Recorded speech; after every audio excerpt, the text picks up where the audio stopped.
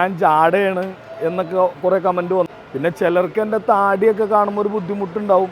അപ്പോൾ സെലിബ്രിറ്റീസിനെ മാത്രം നോക്കുന്നു എന്നൊക്കെ പറഞ്ഞ് കുറച്ച് പേര് പറയണത്. നമസ്കാരം.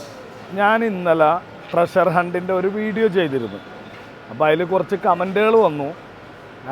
ഞാൻ പറ്റിക്കാൻ വേണ്ടി ഇറങ്ങിയേക്കാണ്, ഇവിടെ കച്ചവടം ഇല്ലാണ്ട് പറ്റിക്കാൻ വേണ്ടി ഇറങ്ങിയേക്കാണോ എന്നൊക്കെ ചോദിച്ച് കമൻറ്റുകൾ വന്നു. ഞാൻ ആരെയും പറ്റിക്കാൻ നിൽക്കാറില്ല. പറ്റിച്ചിട്ട് എനിക്കൊന്നും നേടാനുമില്ല. ഞാനത് ചെയ്തതെന്താണെന്ന് വെച്ചാൽ എല്ലാവരുടെയും ചെയ്യേണ്ട ആ ഗെയിം. അപ്പോൾ അതിൻ്റെ ഭാഗമായിട്ട് നമ്മളും കുറേ പേര് ചോദിച്ചു എൻ്റെ അടുത്ത് ഇങ്ങനെ എന്താ അത് ചെയ്യാത്തതെന്ന്. അപ്പോൾ അതുകൊണ്ട് ചെയ്താണ്. അത് കിട്ടിയ 10 പേർക്കും ഞാനിവിടെ കൊണ്ടുവന്ന് ഫുഡും കൊടുത്തിട്ടുണ്ട്, വാച്ച് കൊടുക്കാമെന്ന് പറഞ്ഞാൽ വാച്ചും കൊടുത്തിട്ടുണ്ട്. അതിൻ്റെ വീഡിയോ ഇട്ടിട്ടുണ്ട്. ഞാൻ പറ്റിക്കാൻ വേണ്ടി ചെയ്തതല്ല. പിന്നെ തിരക്കുണ്ടോ എന്ന് ചോദിച്ചാൽ തിരക്കിൻ്റെ വീഡിയോ ഒക്കെ ഞാൻ കാണിച്ചു തരാം.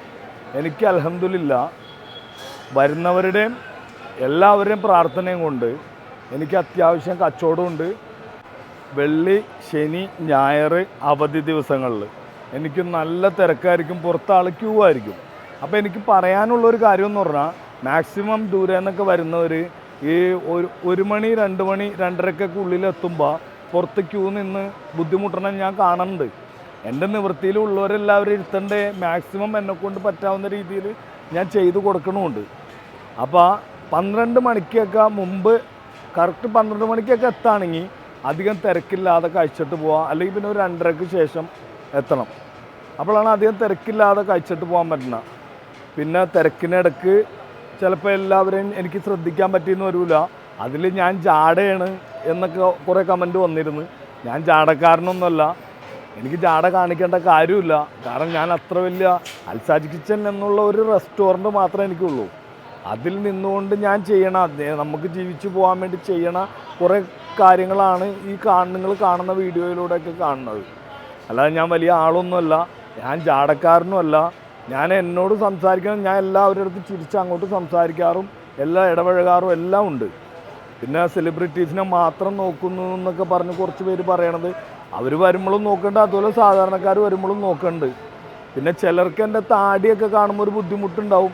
അപ്പോൾ അത് അങ്ങനെ വരുമ്പോൾ ഞാൻ എൻ്റെ കുഴപ്പമില്ലല്ലോ, അത് എൻ്റെ തെറ്റല്ല. പിന്നെ ഇവിടെ ഫുള്ള് തിരക്കുള്ള സമയങ്ങളിൽ നമ്മുടെ ഭാഗത്തുനിന്ന് ചിലപ്പോൾ എന്തെങ്കിലുമൊക്കെ പോരായ്മകൾ വരും. അത് നിങ്ങൾ ക്ഷമിക്കുക, അതിന് ഞാൻ മാപ്പി ചോദിക്കണം.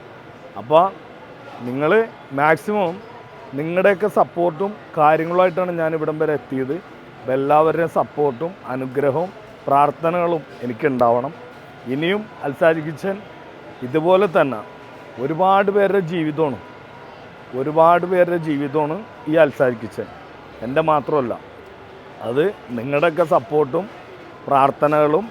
നിങ്ങൾ വന്ന് കഴിച്ചിട്ട് ഫുഡിന് മോശമാണെങ്കിൽ ധൈര്യമായിട്ട് എന്നോട് പറയാം, ഫുഡിൻ്റെത് മോശമായിരുന്നു.